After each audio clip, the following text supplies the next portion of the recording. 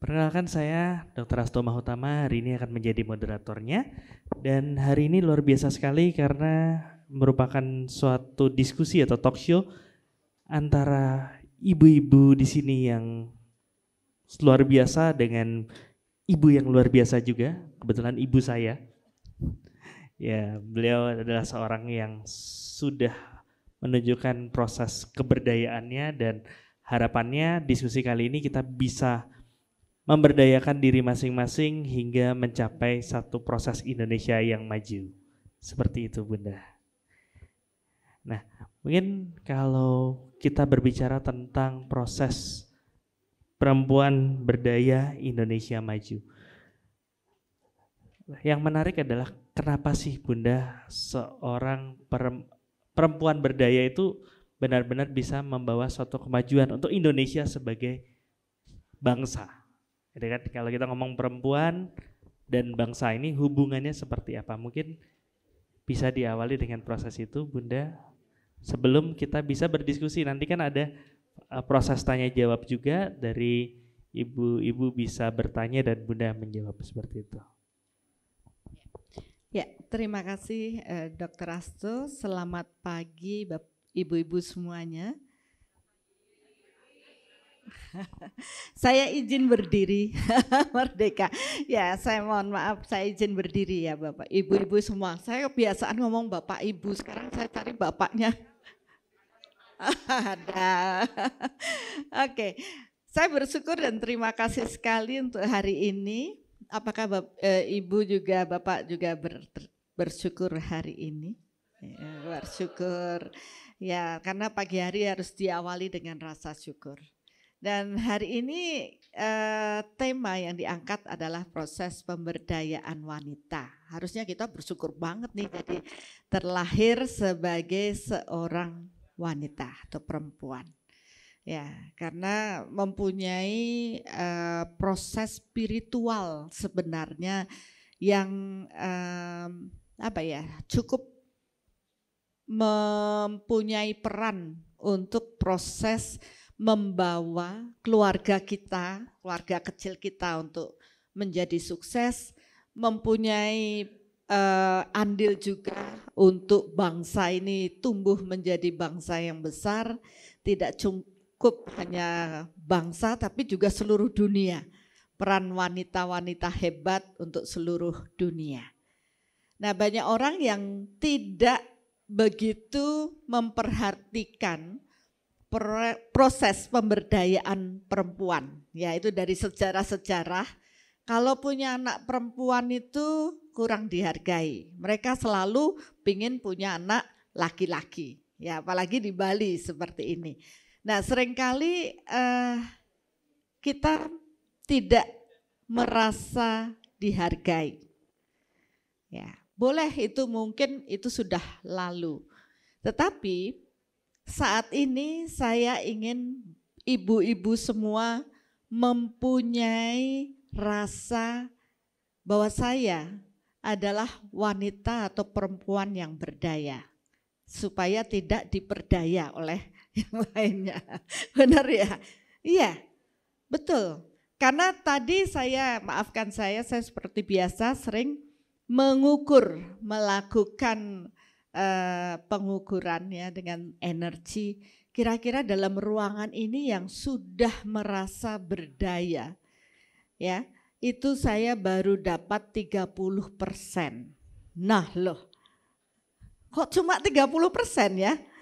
Yang 70%-nya apa? Terperdaya. Iya, merasa tersolimi ya. Ya. Ya loh, jujur banget. Nah, apakah kita terus berada dalam kondisi itu? Tidak, kita harus mampu merubah ya.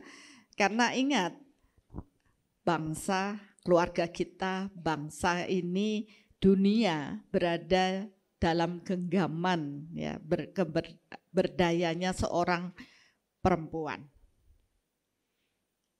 Bahkan kalau kita lihat dalam kitab-kitab, di mana dalam satu keluarga wanita dihargai, maka disitulah kesuksesan bagi keluarga tersebut.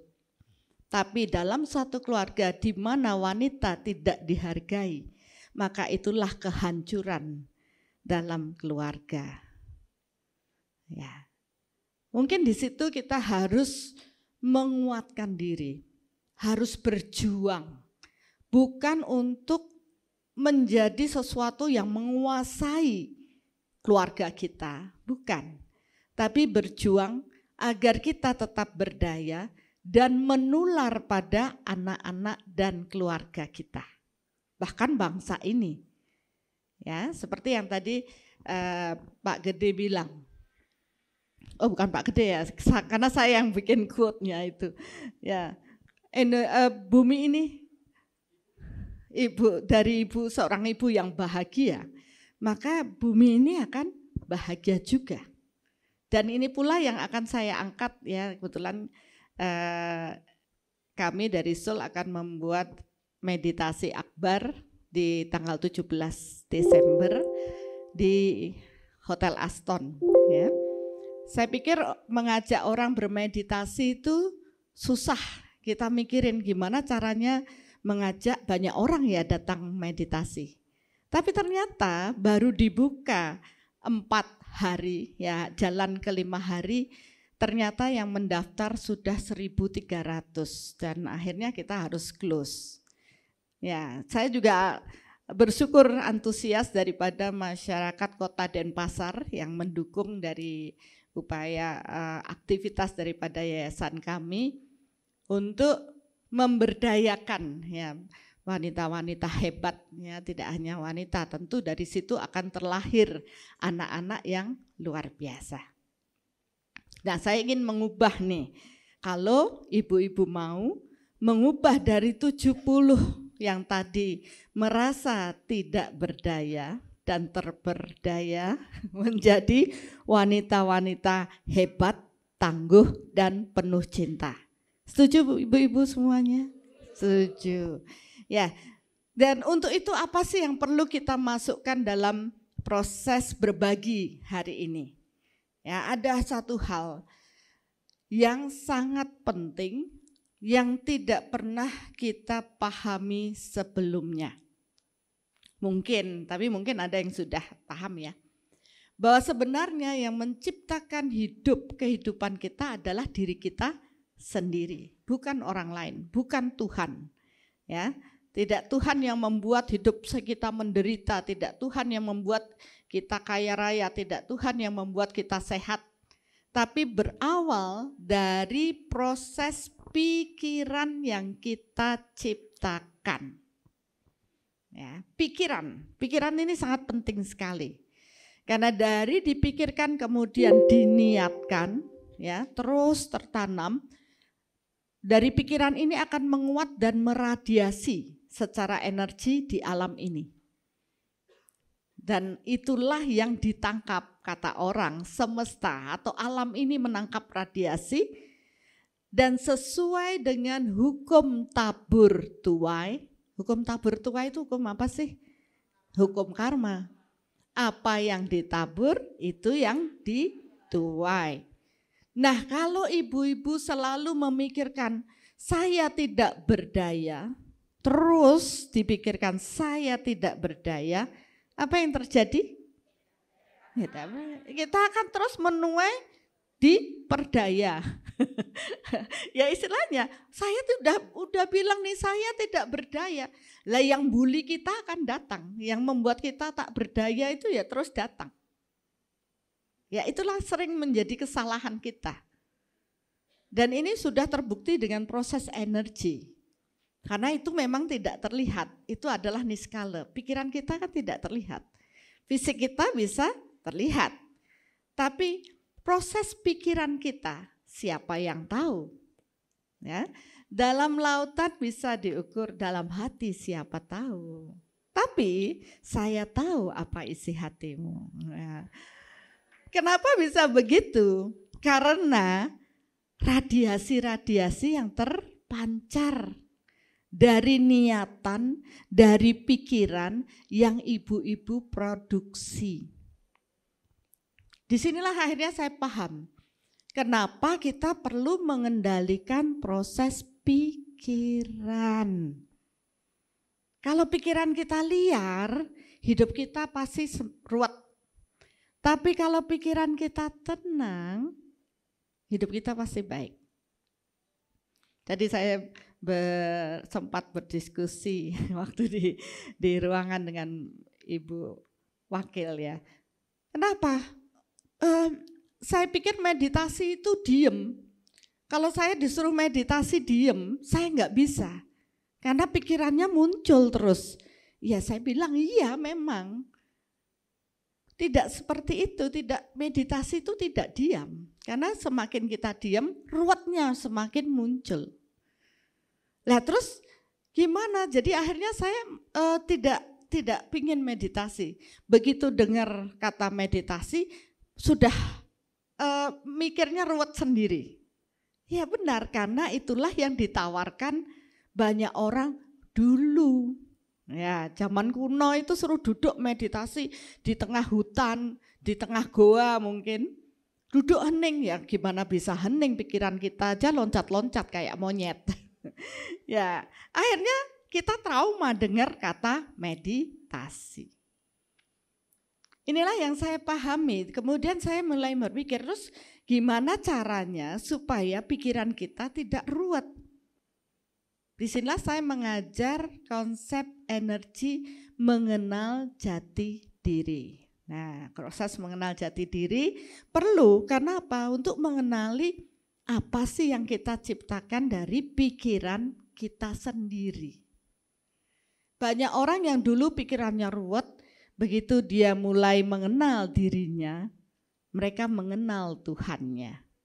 Ya, akhirnya tahu, oh ini loh maksudnya Tuhan. Saya harus bersih-bersih batin, bersih-bersih dari satripu, kan gitu. Agar saya tersucikan, saya mengenal Tuhan. Nah, disinilah banyak orang berpikirnya keluar. Bersih-bersih itu kalau melukat, kalau ke sana, ke sini, ke situ. Tidak. Mari kita masuk ke dalam diri, bersihkan apa yang kita bawa. Kira-kira ibu-ibu bawa apa ya? Bawa apa yang kita bawa? Tadi cemas, takut, ya, kepikiran. Bapaknya tugas mikirin, wah jangan-jangan nanti begini, jangan-jangan begitu. Ya, belum anak-anak, belum besok bagaimana sekolah anak-anak, wih besok jauh sekali. Dan itu yang menambah ruwet dan beban yang membuat kita tak berdaya. Benar nggak? Ya, itu yang membuat saya tak berdaya, Bunda. Terus apa yang harus saya lakukan? Mari kita urai yang menghambat proses pemberdayaan kita. Yang membatasi itu siapa sih? Ibu sendiri kan?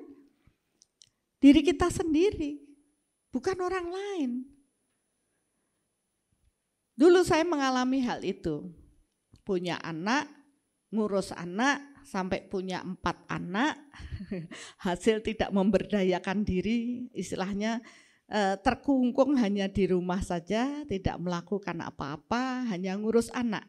Saya pikir itu sesuatu prestasi banget nih. Saya nggak perlu babysitter, saya ngurus anak saya sendiri.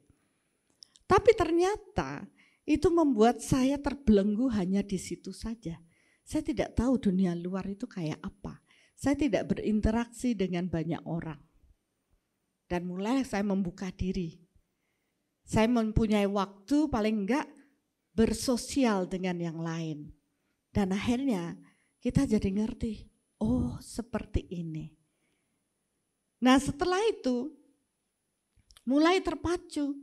Oh ya berarti saya harus semangat dong, karena saya harus punya kesempatan untuk memberdayakan diri saya.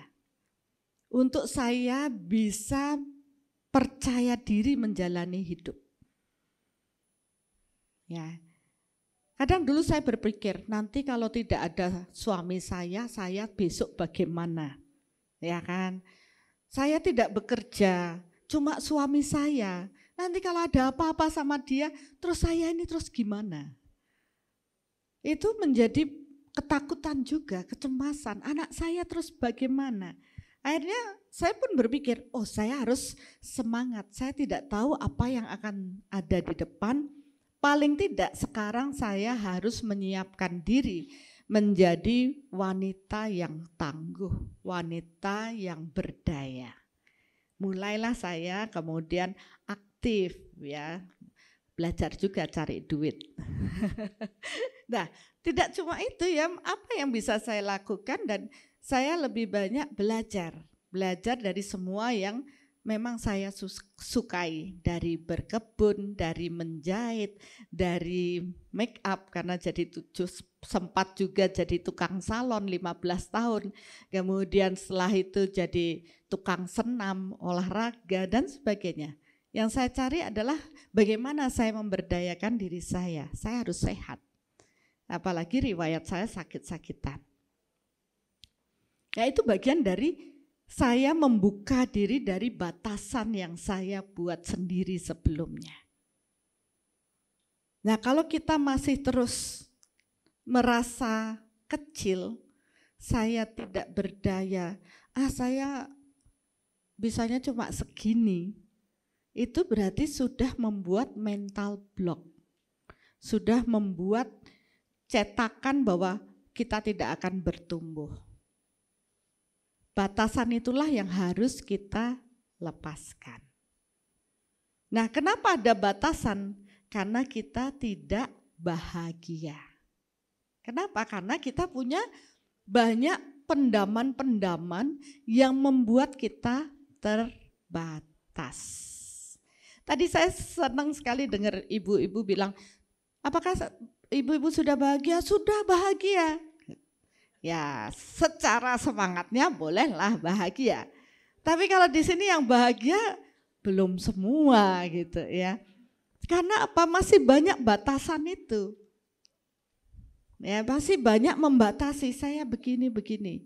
Tidak memberdayakan. Oke, orang yang berdaya, dia membuka diri terhadap segala kemungkinan. Oke, saya semangat. Tidak begini, tidak begitu. Oke, saya berupaya. Nah, PR yang 70% ini rasanya ada pada hal-hal yang menghambat proses bahagia, mencuri bahagia, Bapak Ibu, ya. Dan sebelum ini saya mau kasih video aja dulu deh, ya, boleh.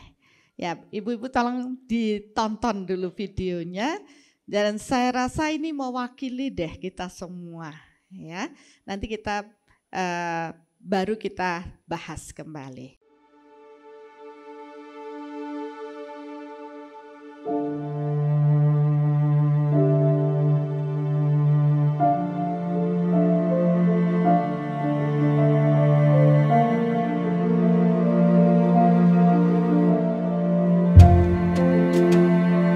Seperti hati yang dipenuhi keluh kesah, ruangnya menjadi tertutup oleh suram dan kelabu.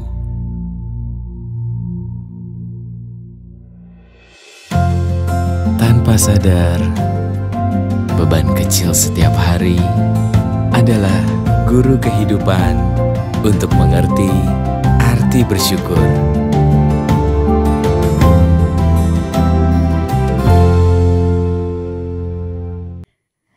Dari video tadi, kira-kira apa yang dapat ibu-ibu petik dari pelajaran tadi?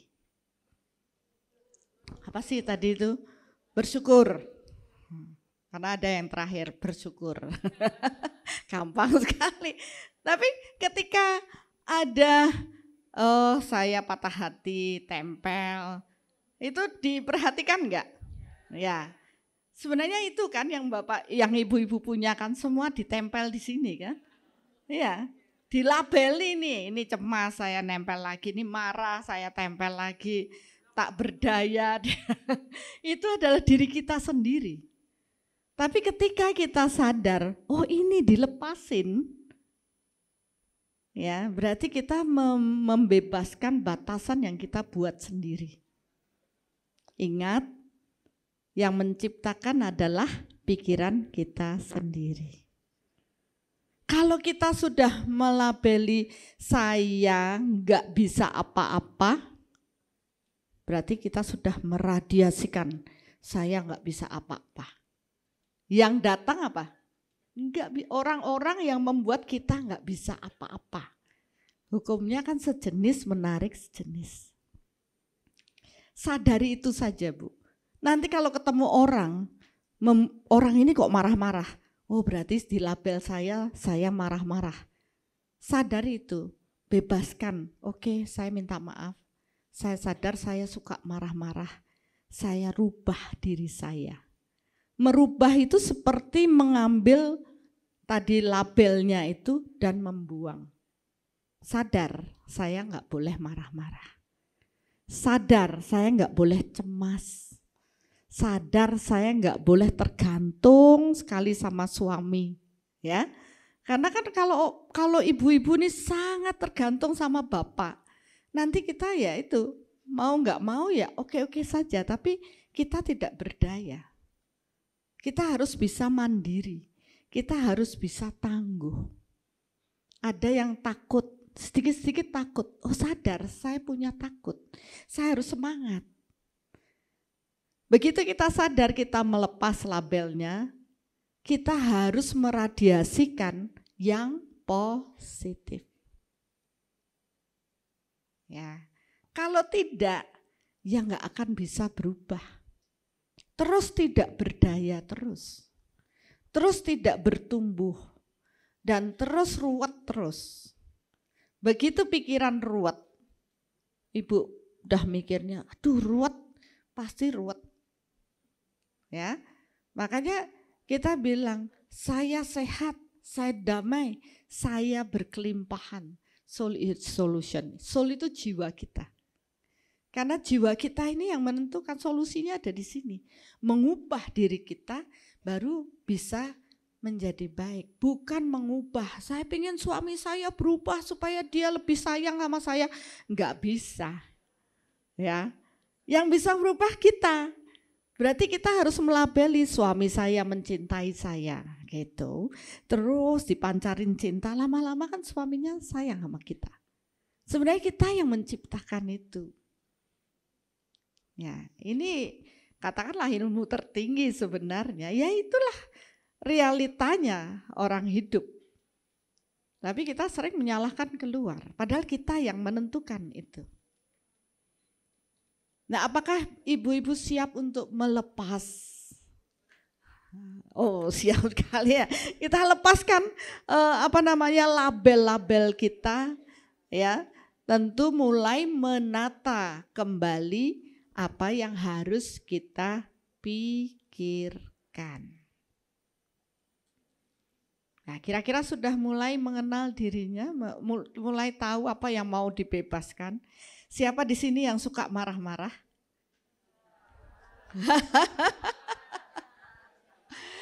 Oke, suka marah-marah. Iya. Boleh dong satu yang pemarah banget datang ke depan. Saya mau lihat nih. Minta kursinya satu ya. Enggak, saya mau ngajak untuk bagaimana sih memberdayakan diri untuk tumbuh menjadi lebih baik, kan gitu. Ya Ibu silakan. Ya terima kasih, tepuk tangan. Iya, maaf dengan Ibu siapa? Ayuning, Dewa Ayuning. Wow, tepuk tangan dong buat Dewa Ayuning. Karena kalau beliau nggak maju nggak ada pelajarannya, ya kan? Semua pada takut, nggak berani maju ke depan. Nanti diapain ya sama bunda nih gitu. Karena yang dulu sempat ada yang bikin nangis. Dulu bunda bikin orang menangis di depan. Tapi kalau sekarang enggak lah. Kan yang kita bahas memberdayakan diri. Oke. Apa sih yang kita lihat dari Bu Ayuning? Bu Ayuning ya, benar ya. Cantik, wah langsing, wah saya juga pingin ya. Ya, itu yang kita lihat dengan mata. Tapi apa di dalamnya? Kan tidak ada yang tahu ya. Boleh dikasih tahu yang lain? Oh boleh. Aduh terima kasih, nanti dapat bonus Ibu. Ya, sekarang kita lihat apa sih? Tadi beliau bilang saya pemarah gitu ya. Benar. Sekarang kalau saya ukur apa benar sih Bu Ayuning pemarah? Ya.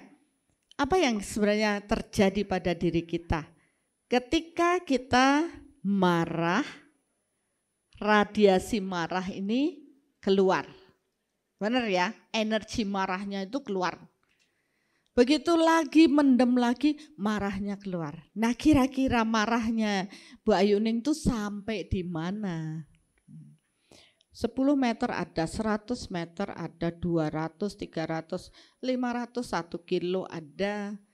Berarti memang pemarah ya. Ya enggak apa-apa. Loh, mungkin ibu-ibu yang duduk di sana lebih jauh lagi. Ini baru 1 kilo, ada yang 10 kilo kali. Kenapa?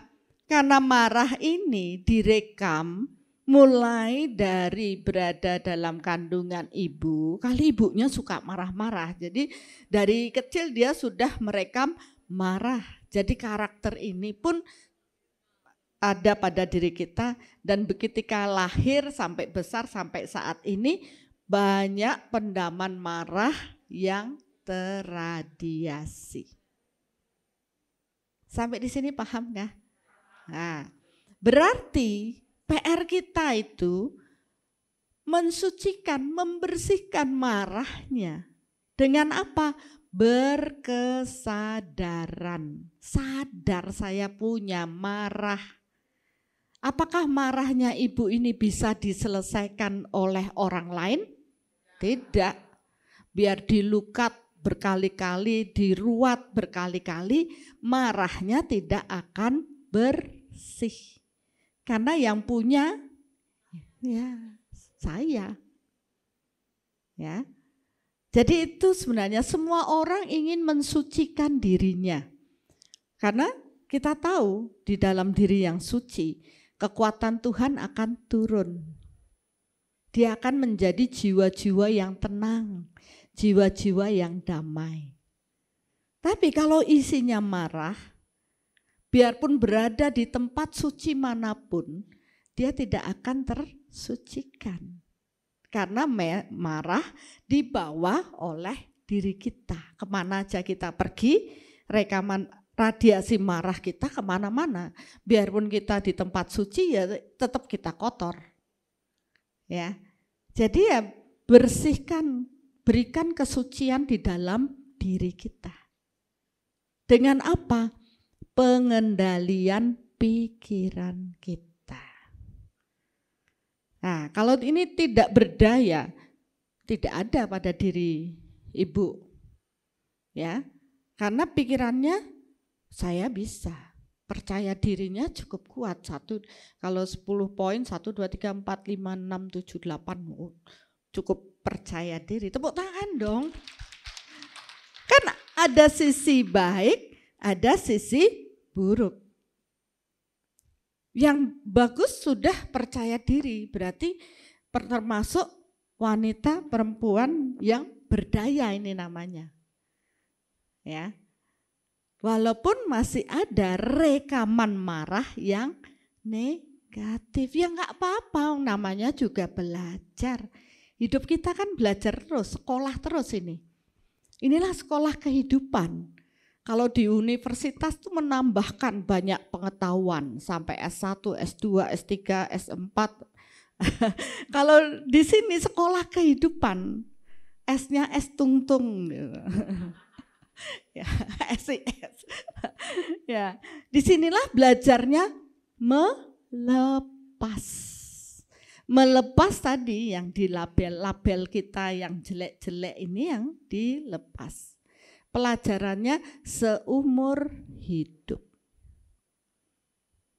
Kalau masih bandel, ya udah biarin aja, nanti kalau sudah kecepit, kepentok, sudah gini baru, oh iya gitu, baru belajar dia. Tapi apakah kita harus belajar dengan menderita, menjalani hidup? Enggak mau. Ya, lebih baik ada yang ngasih tahu, oke, kita berubah. Ya, mudah-mudahan yang saya bagikan membuat ibu-ibu semua berubah, ya, tergantung pada ibu-ibu sendiri mau atau tidak.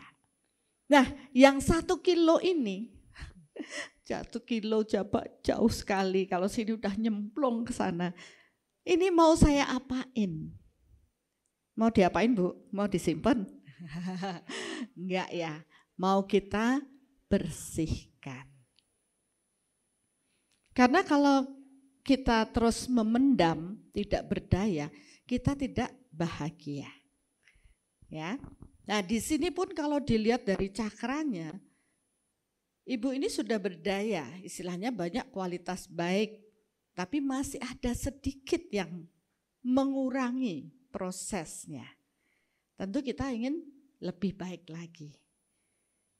Ya. Nanti kita kasih contoh lagi yang memang benar-benar tak berdaya ya. Ada enggak ya mau nanti maju ke depan? Oke, apa sih yang berubah pada diri ibu sekarang ya? Saya ukur cakra jantungnya sekian, solar plexusnya sudah kecil. Wah, ini sudah bagus kan, ukuran berdayanya tadi bagus. Ya, cakra jantungnya udah bagus. Tinggal nambahin, ngilangin marah. Rasanya semua ibu pernah marah deh.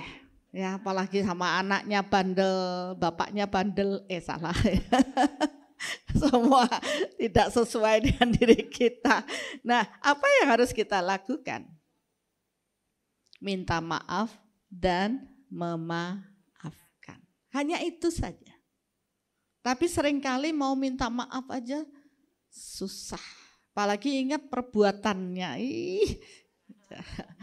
Kurang gimana gitu. Saya sudah sabar banget ya.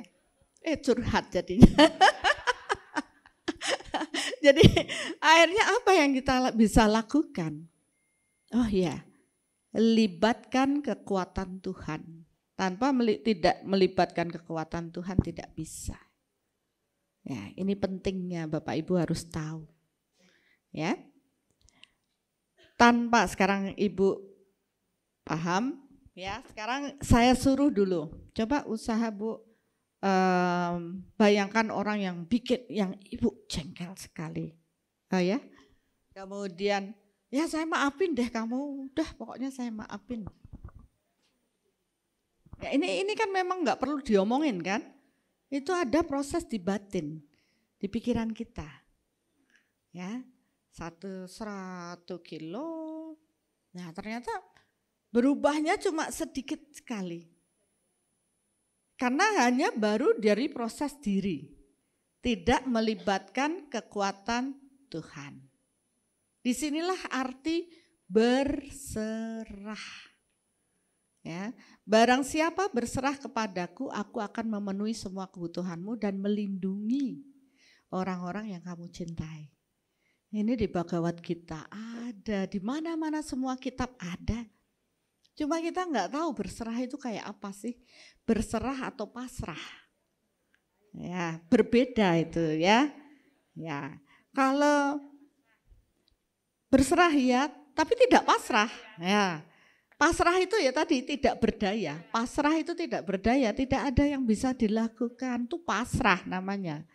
Kalau berserah, saya yakin, saya paham hukum tabur tuai, hukum karma, saya melibatkan kekuatan Tuhan dalam hidup saya, itu namanya berserah. Ya, ternyata ibu-ibu sudah pinter-pinter di sini ya. Ya, sudah dapat bocoran Bunda gitu. Ada yang sudah nonton YouTube barangkali. Dulu yang 3 tahun yang lalu sudah datang mungkin ya kan. Banyak kesempatan di situ belajar. Nah, itu yang berbeda. Saya tidak mau ini 70% itu pasrah bongkoan. Tidak berdaya itu namanya. Tapi kalau kita punya keyakinan kuat, tangguh, maka disitulah kita akan menjadi perempuan yang berdaya. Libatkan kekuatan Tuhan. Nah, bagaimana melibatkan kekuatan Tuhan? Ini seperti membuat saluran secara energi terhubung dengan Tuhan. Ya, kita sepakat ya, Tuhan itu tidak berfisik ya, tidak ada fisiknya. Ya, jadi jangan percaya ketika ada orang-orang yang mengaku dirinya Tuhan, nggak ada. Ya mungkin kerauhan, mungkin orang Bali bilang, iya tapi kalau Tuhan itu energinya sangat bersih, apakah bisa turun pada manusia-manusia yang masih suka marah-marah? Enggak, itu aja. Sekarang udah lebih paham. Jadi jangan dipercaya semua orang yang kerauhan, Bapak Ibu. Ya, lihat dulu karakternya gimana. Kalau marah-marah terus ngaku dewa-dewi dan ini, oh enggak mungkin. Hukumnya sejenis menarik sejenis, sudah itu aja, titik. Ya, jadi gimana kita menghubungkan diri dengan Tuhan? Itu sesuai dengan agama Bapak Ibu masing-masing. Kan semua udah punya agama Indonesia gitu ya. Punya keyakinan kepada Tuhan. Tetap terhubung dengan jiwa luhur kalau saya bilang avatar atau nabi, kemudian terhubung dengan Tuhan. Ya, mungkin bisa terhubung dulu. Niatkan. Nah, pada saat kita hendak menurunkan kekuatan Tuhan, sadari di proses jiwa. Saya jiwa. Ya.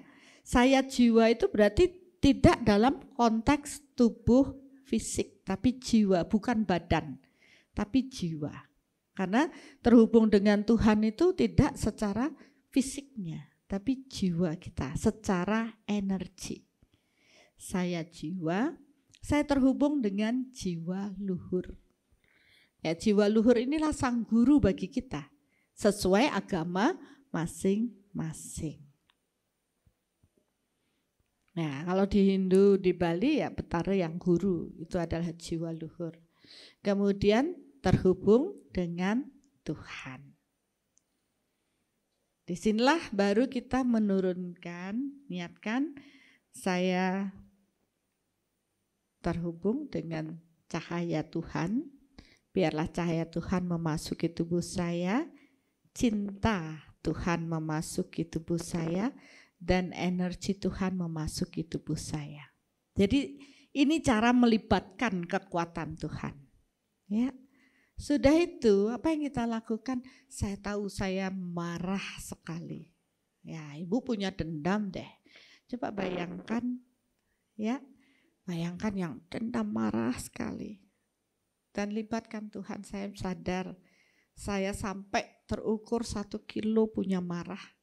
Saya sulit untuk melepas marah saya. Dan biarlah dengan hari ini saya melibatkan kekuatanmu untuk menyelesaikan dendam saya. Saya memaafkan, maafkanlah beliau siapapun itu. Ya, kalau ini terukur dari 1 kilo udah berkurang. Cepat sekali ya. Karena yang bekerja bukan diri kita sendiri. Ya. Kalau Bapak Ibu merasa saya nggak bisa, jangan sendiri. Libatkan kekuatan Tuhan. Pasti bisa. Bersama Tuhan kita pasti bisa. Disinilah kita baru bisa memaafkan lebih dalam. Ya, ini sudah berkurang nih, 500 meter sudah berkurang. Dari 1 kilo, sudah tinggal 0,5 kilo. Ya, tentu nggak bisa langsung bersih. Ya, karena butuh waktu, butuh berkali-kali. Kenapa? Bikin marahnya juga berkali-kali, bertahun-tahun yang lalu. Jadi otomatis menyelesaikan diri juga butuh waktu. Ini usaha memberdayakan diri menjadi lebih baik. Tidak tanpa usaha, semua berusaha. Tidak pasrah bongkoan. Ya. Maafkan lebih dalam. Ya. Sudah lebih plong rasanya. Ya. Ya, ini kalau saya bersyukur dengan Ibu, berarti Ibu berupaya untuk dirinya, tidak bisa orang lain. Ya, sudah lebih enak, sudah lebih plong. Apa yang terjadi? Cakra jantungnya mengembang lebih besar. Solar plexusnya lebih kecil, walaupun masih ada. Saya bilang enggak semuanya bersih. Lah bikinnya lama kok. Mau langsung kinclong ya enggak bisa. Tapi kan paling tidak dicicil, dipahami. Butuh waktu. Karena tidak ada waktu yang menyembuhkan. Yang menyembuhkan ya diri kita sendiri. Jangan berpikir nanti seiring dengan waktu menyembuhkan, enggak ada. Tetap dari diri kita sendiri yang memperbolehkan saya sembuh, saya menjadi baik, berdaya atau tidak berdaya. Nah, proses berdayanya kan naik dari 8 poin ini sudah 9 poin. Ada perubahan. Dan semua itu terukur. Rasanya lebih ringan walaupun ada rasa haru. Ya. Kenapa? Karena enggak mungkin dong kemarahan itu cuma dari orang lain, ya kan? Kemarahan juga bisa bersumber dari diri kita sendiri yang mungkin bikin sesuatu orang lain gak suka dan terjadi pertengkaran. Membuat trauma, kebencian dalam diri kita. Bahkan terakhir saya merenung, bahkan ketika saya berbuat baik saja, berbuat baik nih, kan baik ya, itu bisa memicu kemarahan bagi orang lain. Berarti walaupun saya baik ya, saya tetap minta maaf sama orang yang merasa tidak nyaman dengan apa yang saya lakukan. Walaupun saya tidak berniat melukai mereka. Padahal itu yang membuat mereka marah, rasa iri mereka mungkin sama saya. Tapi ada andil saya membuat dia iri sama saya. Inilah dunia, tidak bisa baik-baik semua, buruk-buruk semua, tidak. Semua punya andil. Kalau kita menjadi pribadi yang rendah hati, kita mau kok duluan.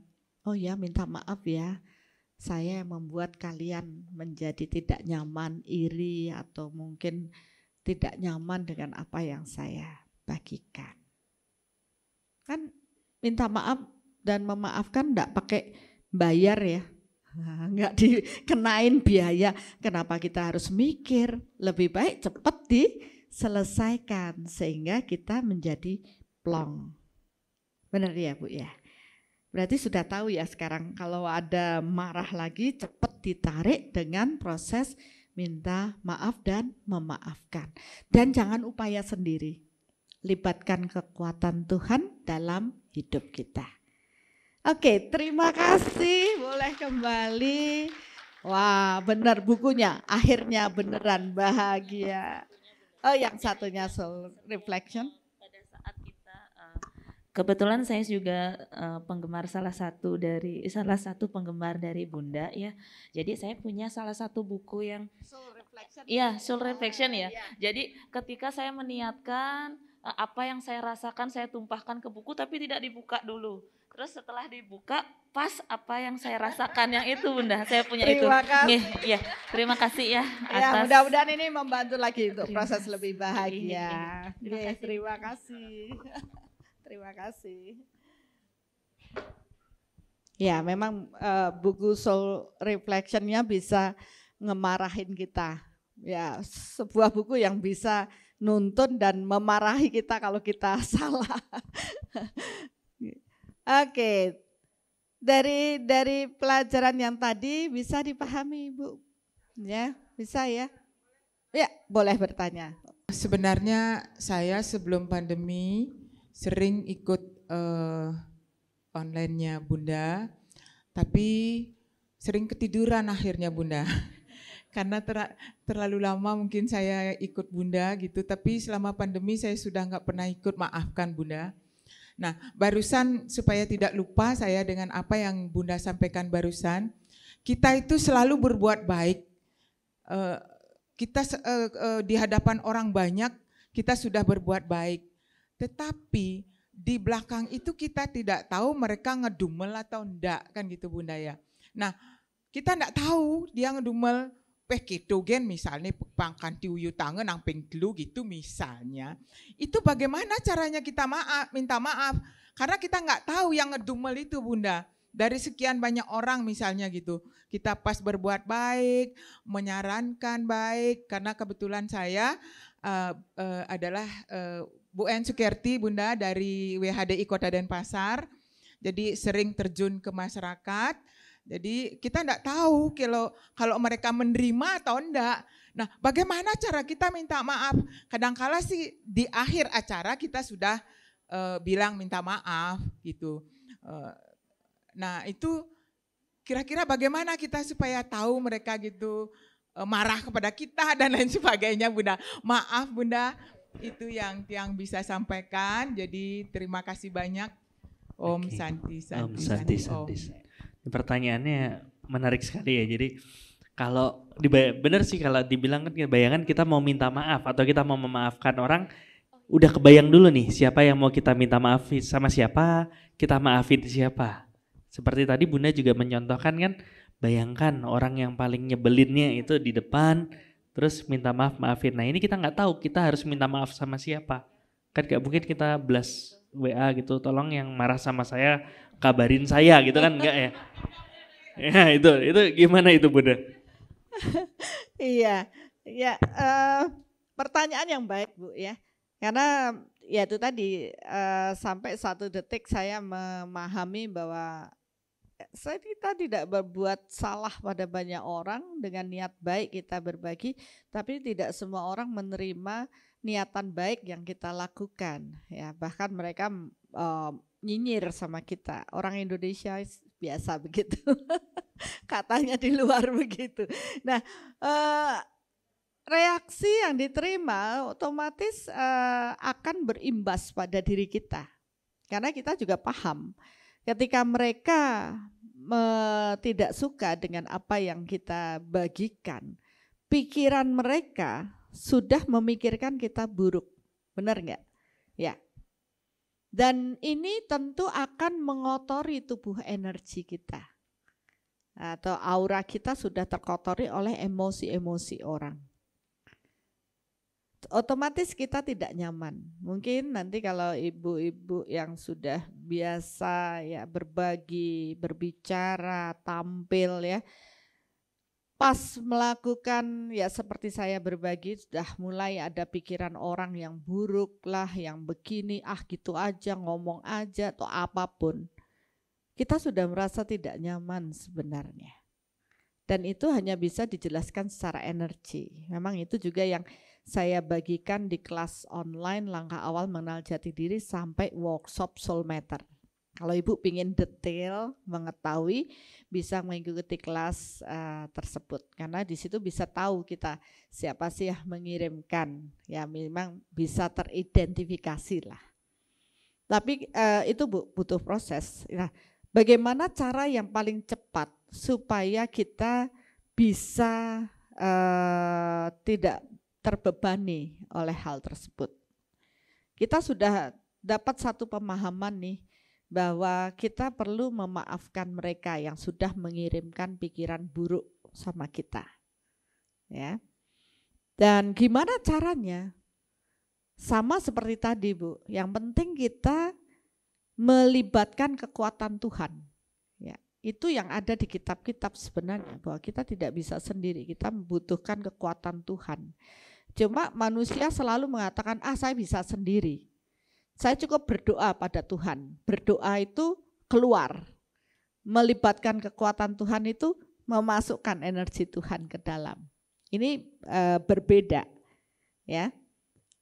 Dengan konsep ini kita menghadirkan kekuatan Tuhan untuk mampu meradiasikan atau memaafkan lebih dalam kepada mereka-mereka yang mengirimkan hal negatif kepada kita. Karena apa? Energi Tuhan sangat cerdas. Sedangkan energi manusia punya banyak batasan. Energi manusia sangat cerdas. Maka ketika kita melibatkan kekuatan Tuhan, kita tinggal meniatkan saja, Tuhan, biarlah cahaya cinta energimu ya meradiasi dari diri kita. Kan enggak mungkin Tuhan langsung ke orang yang siapa itu. Tuh harus energinya harus masuk dulu ke diri kita. Dan dari diri kita radiasikan keluar kepada siapa saja yang telah tersinggung dengan saya atau mengirimkan energi-energi buruk kepada saya. Saya memaafkan mereka.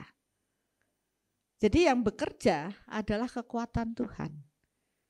Karena kita yang melibatkan, ini yang sering di kitab, misalkan di Bhagavad Gita sering dikatakan melibatkan kekuatan Tuhan, tapi kita persembahkan yang terbaik pada Tuhan, tapi kita enggak mudeng itu kata-katanya.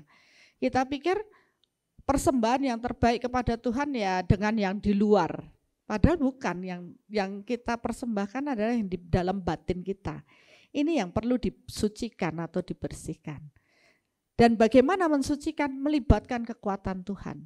Jadi kita yang menarik cahaya cinta energi Tuhan masuk ke dalam diri, ya otomatis kan kita wadahnya di sini, kemudian meniatkan saya memaafkan dengan kekuatan Tuhan ini, memaafkan semua orang yang sudah mengirimkan energi yang buruk kepada saya.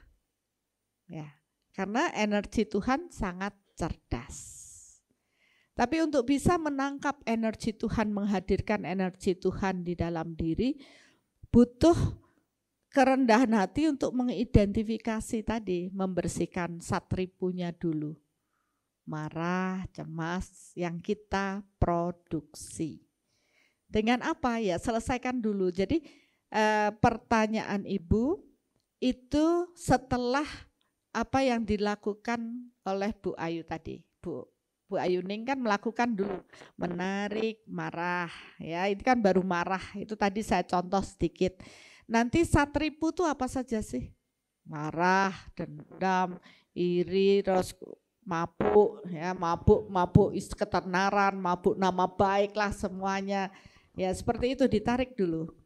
Setelah itu ditarik otomatis tadi kan terukur, oh cakra jantungnya lebih besar, solar plexus letaknya satripu itu lebih kecil, berarti sudah mulai bersih. Disinilah baru kita lakukan tahap kedua, yaitu meradiasikan cahaya cinta dan energi Tuhan untuk memaafkan mereka dan meminta maaf. Jadi ada dua proses. Yang pertama pemurnian batin dulu, membersihkan ya, melukat dulu Mbak secara batin diri kita. Setelah itu memaafkan banyak orang ya untuk ya itu yang mereka ngirim yang negatif ya. Semakin besar power kita ya nanti mungkin sampai bisa membersihkan program negatif ya, orang Bali bilang BBM, Bali Black Magic atau AML, Amahlea gitu ya itu.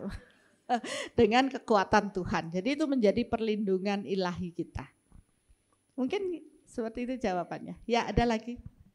Kita melakukan yang Bunda sampaikan itu setelah di rumah. Setelah nyampe di rumah maksudnya. Atau pada hari itu juga. Jadi kita membersihkan diri dengan dan lain sebagainya yang Bunda sampaikan. Jadi kita sampai di rumah ya Bun Nggih. Nggih. Kalau ada boleh saya tambah ya Ibu ya.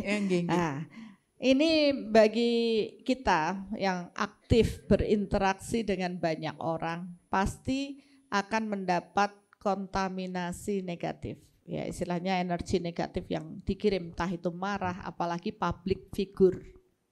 Ya, public figure itu susah sekali karena dia pasti akan mendapat kontaminasi energi yang negatif. Ada yang nggak suka, banyak, lebih banyak mungkin. Padahal kita hanya menjalankan swadharma kita, tugas ya, dari Betul tugas, Bunda, betul. bukan karena diri kita. Di sini sering terjadi kontaminasi pikiran negatif orang dan kita tidak bisa menghindar karena ini bagian dari tugas kita. Maka yang tadi itu bisa dilakukan pertama, oke lah nanti saya pulang di rumah bersih-bersih lagi secara energi. Ya, memang kalau di workshop lebih detail lagi diajarkan.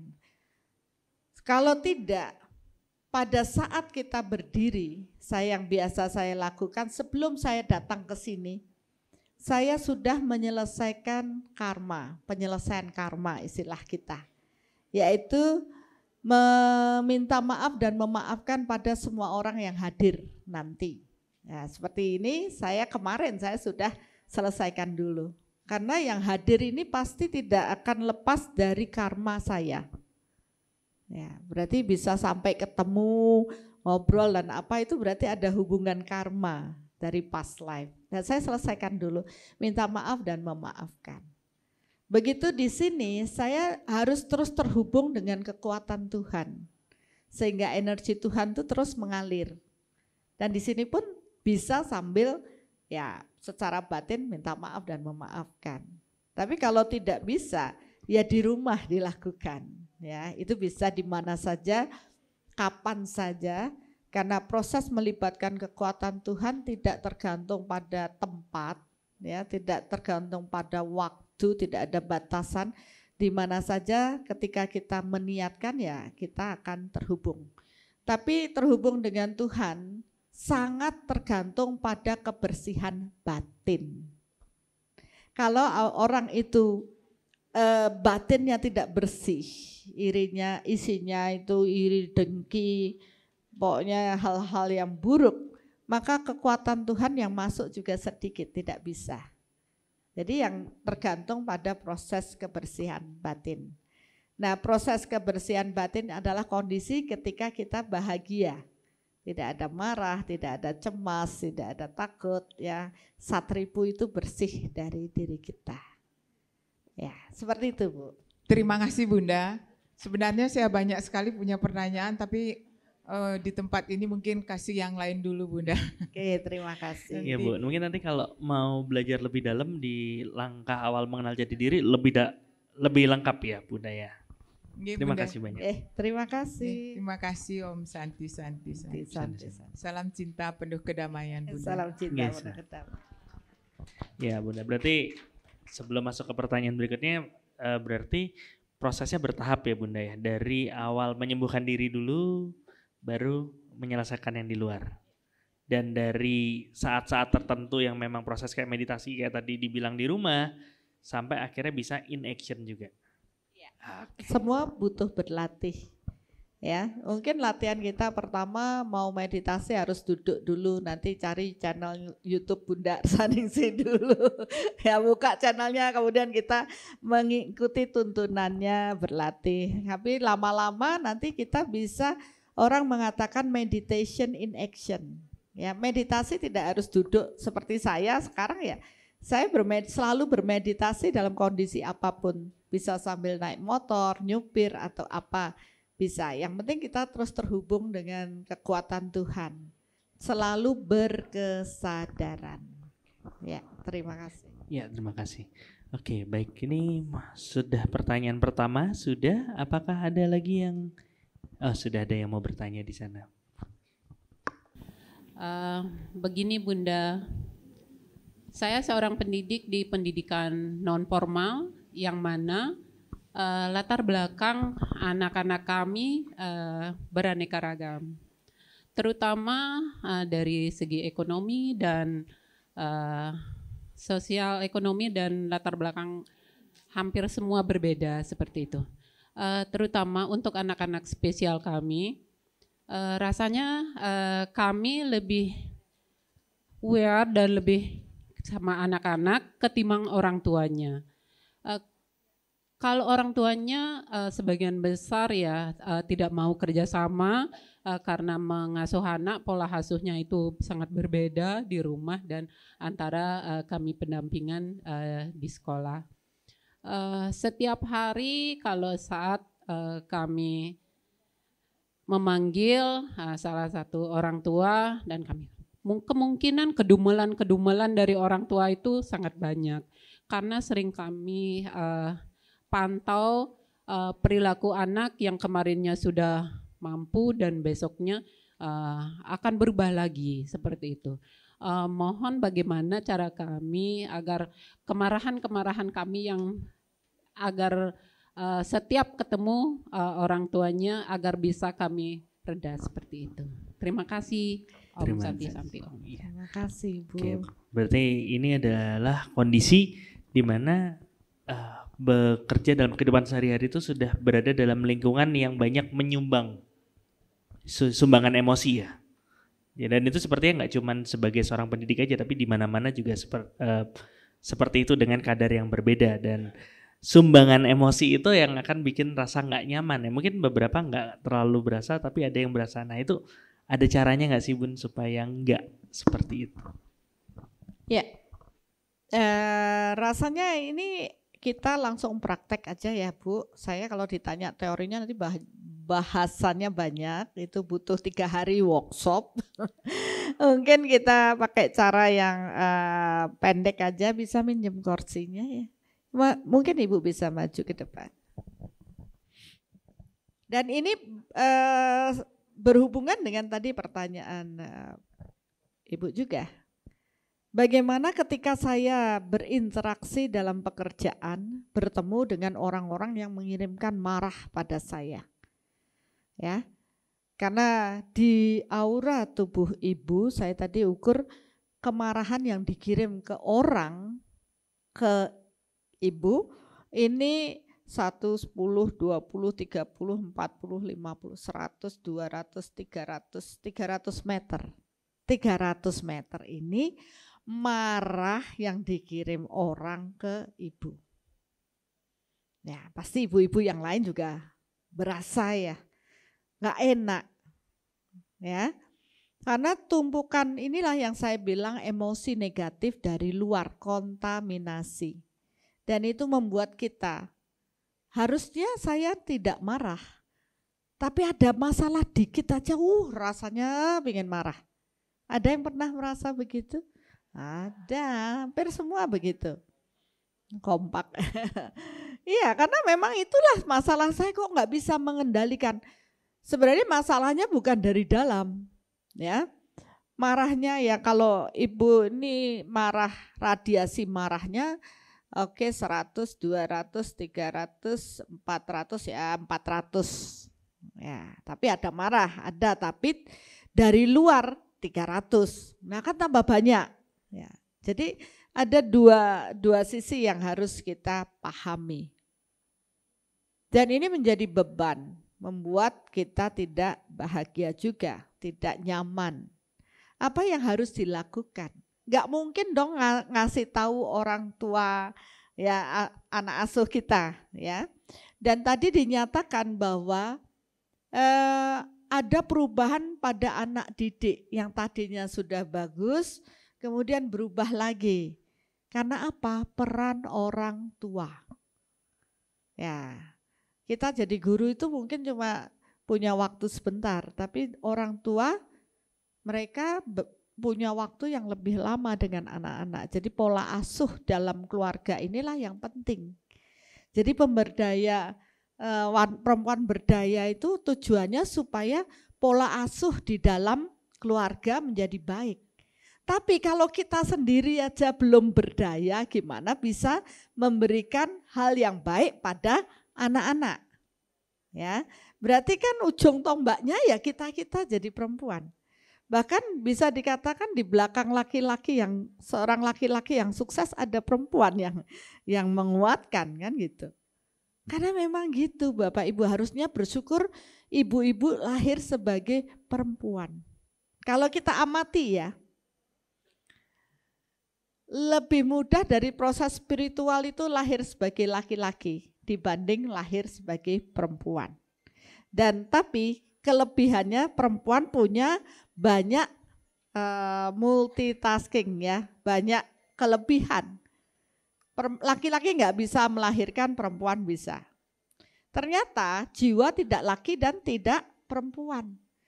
Di dalam diri kita ada rekaman lahir sebagai laki-laki dan lahir sebagai perempuan.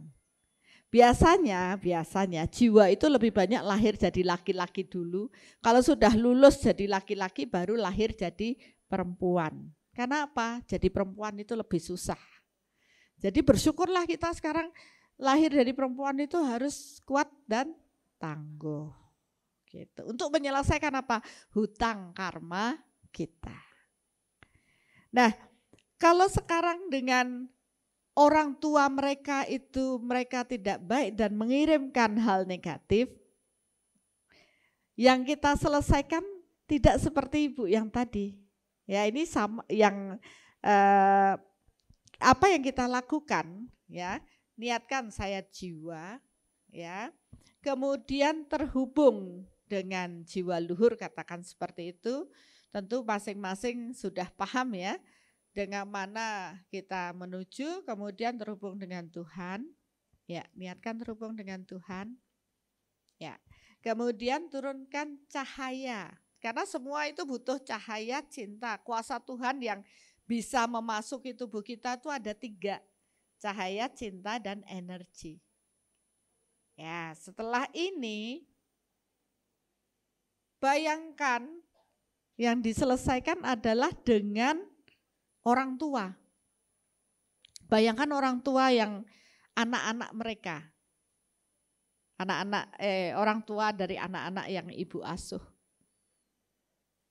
Dan niatkan, ya saya punya mungkin ini membuat kalian marah, saya memaafkan.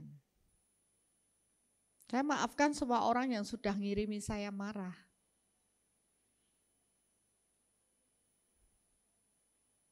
Ya, lepaskan rasa marahnya. Jadi jangan jengkelnya ibu juga, saya minta maaf saya loh jengkel sama kalian, enggak ngurusi anak sih. Sering kan punya rasa gitu.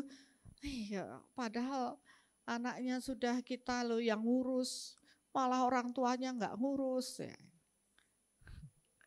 Enggak ada yang sempurna di alam ini, makanya kita juga harus paham itu.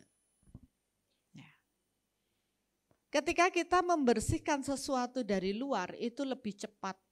Dan ini juga yang 300 itu cepat bersih. Nah, sudah Bu. Apakah Ibu merasa lebih nyaman, beban? Karena auranya jauh lebih bersih. Ya, mungkin secara masih bingung Ibu ngerasain kayak apa ya rasanya. Tapi secara energi dia bersih. Ya. Jadi kalau nanti ada kejadian seperti itu, ini yang Ibu lakukan. Jangan bawa kemarahan mereka pulang ke rumah. Nanti Ibu sebenarnya enggak pengen marah, jadi meledak marahnya karena orang-orang yang mengirimkan marah pada diri kita. Paham ya Bu ya? Ya, oke. Terima kasih. Ya, terima kasih. Boleh kembali. Oh, sudah. Ya, sampai sini sudah bisa paham apa yang harus Ibu lakukan? Paham? Ya. Oke, Dr. Hasto. Masih berapa waktu saya punya? Waktu masih ada 17 menitan. Kayak satu pertanyaan lagi masih bisa Bunda. Atau mau ada? Iya, lebih baik saya ajak ibu-ibu untuk melepas emosi. Tapi kalau seperti itu mungkin ibu-ibu harus rela dulu nih, nggak ada pertanyaan lagi karena mau digunakan untuk. Oh iya, boleh. Mau ada pertanyaan lagi atau bagaimana? Pertanyaan atau oke, baik satu pertanyaan nih. Mohon izin. Terima kasih atas waktunya. Salam damai dan bahagia untuk kita semua. Pertanyaan saya begini Bunda, apakah ada perbedaan antara spiritual dengan agama? Dalam spiritual kan Ibu mengatakan kita bisa membersihkan diri melalui dalam diri kita sendiri atau menyucikan diri. Tapi dalam agama, khususnya agama Hindu di Bali, kita dengan melukat. Nah, bagaimana itu Ibu? Apakah ada perbedaan dan persamaannya seperti apa? Terima kasih. Ya, Seperti itu. Pertanyaannya singkat. Terima kasih Ibu. Pertanyaannya singkat tapi seperti jawabannya akan panjang ini. ya, terima kasih pertanyaannya, Bu. Oke. Di sini saya akan membahas di konsep spiritual dulu. Ya, dan ada konsep religi atau agama. Ya. Proses religi dia berjalan sesuai dengan apa yang diturunkan, ajaran-ajaran yang diturunkan oleh jiwa luhur pada kehidupan-kehidupan sebelumnya. Dan itu terbentuk menjadi agama yang akhirnya diyakini oleh kita semua. Jadi agama itu kan sesuai dengan apa yang diturunkan dan diikuti sampai saat ini. Nah, sedangkan pada konsep spiritual itu dia sudah melampaui daripada proses agama ini. Istilahnya dia naik kelas. Karena sesungguhnya agama ini pun akan terus mendalami sampai tahapan spiritual. Semua agama itu ada dari, katakanlah kalau dari yoga penyatuan energi Tuhan itu ada karma yoga, bhakti yoga, jnana yoga, raja yoga. Ya, itu adalah proses konsep bertumbuhnya dari religius menuju spiritual.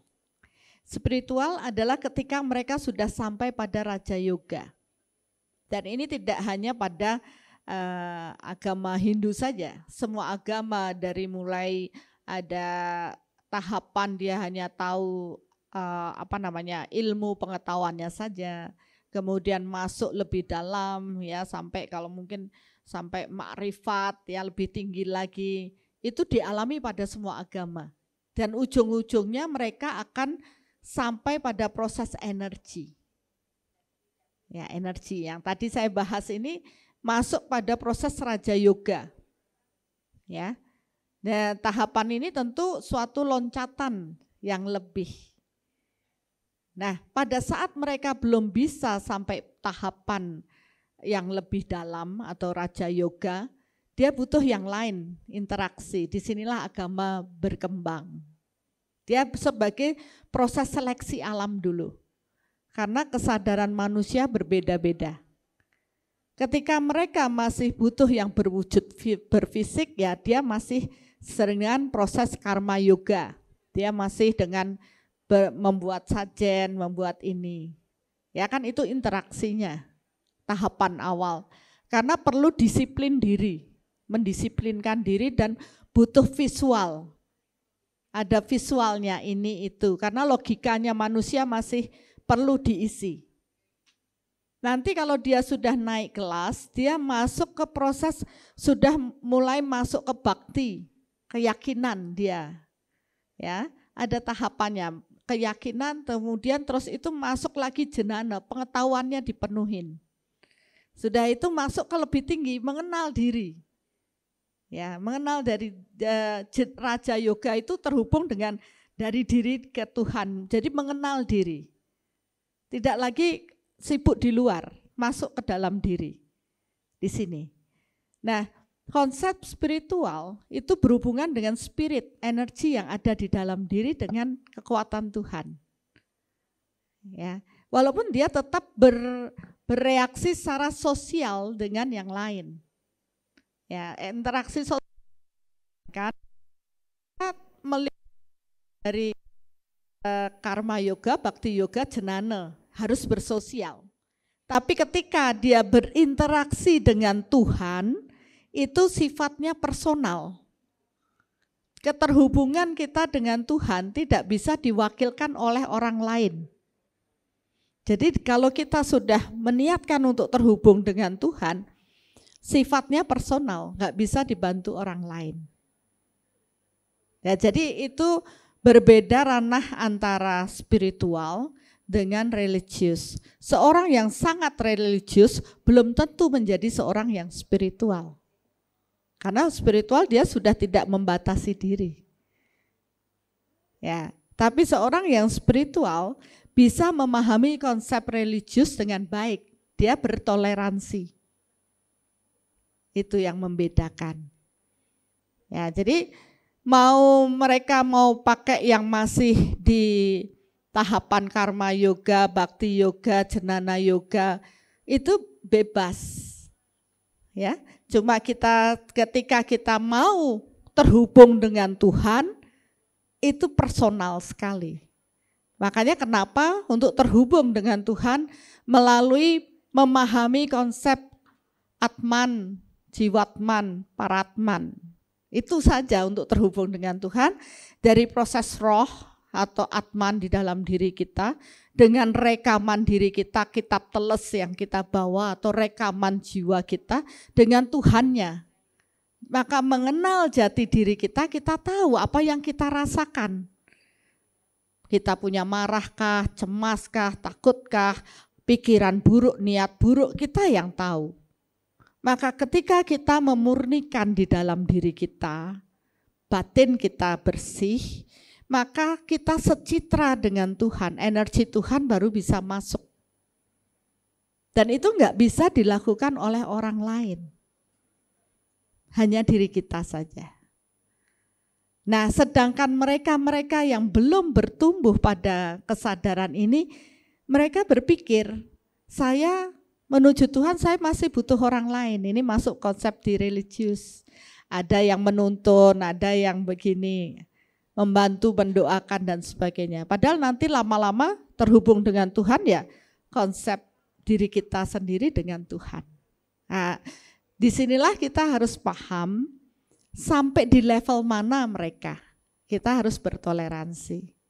Tidak bisa memaksakan untuk membuat mereka terhubung dengan Tuhan. Oh, belum waktunya. Ya sudah, biarin aja, dia masih menghujat sana sini, ya biarin, itu proses mereka bertumbuh. Tapi yang sudah sadar, dia tahu bahwa sesungguhnya Tuhan menciptakan semua sama, semua makhluk ciptaan Tuhan. Dan semakin sadar, dia akan semakin bertoleransi dan tidak akan menghakimi orang lain. Ya, jadi di sini ketika saya berbagi, saya juga harus bertoleransi dan siap untuk dihujat sana sini. Walaupun yang kita bicarakan suatu kebenaran, realita benar. Ya. Kalau saya berdiskusi dengan dari masing-masing agama yang paham, oh ini benar Bunda. Yang Bunda ajarkan ini tingkat makrifat. Oh iya, saya juga tahu ini memang kita berbicara di situ. Tapi bagi yang tidak benar, belum sampai di sana, iya dia itu nggak mungkin begini begitu. Ya udah, saya cuma diem aja. Karena hukumnya sejenis akan menarik sejenis. Mereka yang paham mereka akan bertumbuh. Yang tidak ya sudah. Ya. Jadi sini kita melakukan pelayanan berbagi tanpa mengharapkan hasil. Tidak menginginkan ada ambisi supaya orang lain begini. Ya tinggal berbagi saja. Itu yang membedakan Bu antara spiritual dengan religius. Ya. Ada lagi mau ditanyakan? Sudah ya. Oke. Cukup, nggih. Terima kasih. Terima kasih. Oh ya, terima kasih. Ya, ini satu pertanyaan yang bagus banget sebelum proses bersama melepaskan yang tadi Bunda akan lakukan ya, karena mungkin beberapa masih bingung ini seperti apa, tapi dengan proses tadi sudah dijelaskan bahwa yang akan dilakukan ini tidak dalam ranah religi gitu ya Bunda ya. Oke Bunda, mungkin kita masih ada waktu, iya mungkin sekitar 5 sampai 10 menit. Apakah mau dilakukan dengan proses itu atau bagaimana? Iya. Ya, saya tadi memohon pada Tuhan apa yang bisa saya lakukan untuk Bapak Ibu-ibu semua. Karena tentu proses kelayakan itu setiap orang berbeda. Ya, ada yang bisa datang, ada yang enggak, ada yang ini. Tapi di sini pun saya ingin pemahaman yang kita bagikan tidak hanya sekedar menjadi suatu teori saja. Ya, dan ingin Bapak Ibu-ibu berubah. Mari kita menjadi wanita yang berdaya, yang terhubung dengan Tuhannya, yang dapat meradiasikan cinta bagi keluarga kita, memberi pondasi yang kuat, ya, dan juga membuat bangsa ini bertumbuh dari anak-anak kita yang kita lahirkan, yang kita didik. Ingat, banyak orang yang tidak mendidik anaknya. Mereka hanya membiarkan anaknya saja. Dikasih HP lah, nonton, pokoknya cuma diantar sekolah selesai. Tidak mendidik. Mari kita mendidik anak kita dengan budi pekerti yang luhur. Pemahaman bahwa mereka itu sangat berharga. Berharga di mata Tuhan, karena terlahir sebagai manusia itu berkat yang luar biasa. Dan kita sebagai orang tua harus mengarahkan mereka pada proses awal, ya, dengan budi pekerti yang luhur terhubung dengan Tuhannya, mengajarkan nilai-nilai luhur, yaitu proses memaafkan, meminta maaf, berterima kasih, bersyukur, dan bahagia. Dan itu akan terjadi jika ibunya bahagia. Suami-suami kita akan menjadi suami-suami yang sukses ketika kita memenuhi mereka dengan cinta. Salah oke lah, jangan menghujat. Karena semua orang pernah salah, kita juga pernah salah. Penuhi diri kita dengan cinta dan hilangkan, ya, hal-hal yang membatasi diri kita. Ingat tadi, apa yang kita pikirkan nanti itu yang akan terjadi. Maka lebih baik mulai menata dan mengontrol pikiran untuk positif. Setiap ada rasa yang muncul, selesaikan dengan proses minta maaf dan memaafkan. Setiap ada interaksi dengan lingkungan, sadari tidak ada yang kebetulan. Apa yang kita lakukan? Minta maaf dan memaafkan. Apapun. Ya, libatkan kekuatan Tuhan dalam setiap proses kita, maka kita akan tumbuh menjadi wanita yang berdaya.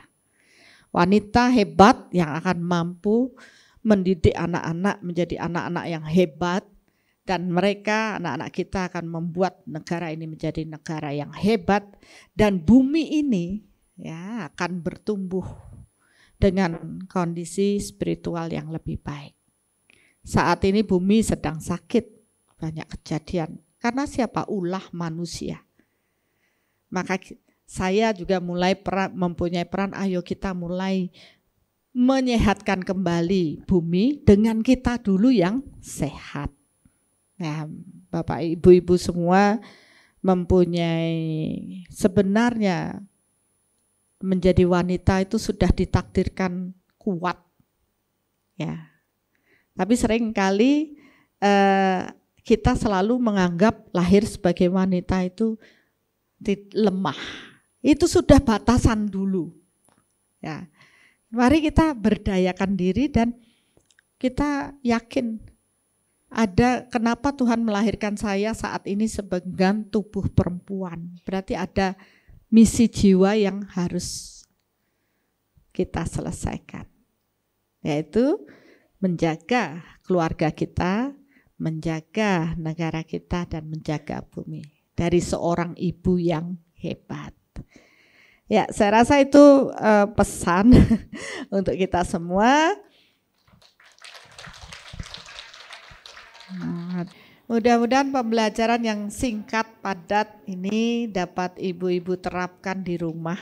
Ya, jangan supaya tidak terpicu, karena kita yakin kita itu menjadi dasar yang kuat bagi keluarga kita. Ya, kita harus semangat terus menjadi perempuan berdaya dan berkontribusi untuk bangsa ini tumbuh menjadi bangsa yang besar. Terima kasih untuk siang hari ini. Mohon maaf apabila ada kata-kata saya yang kurang berkenan. Terima kasih. Iya, terima kasih Bunda. Ya, terima kasih juga ibu-ibu semua sudah stay dan tetap reseptif dalam prosesnya.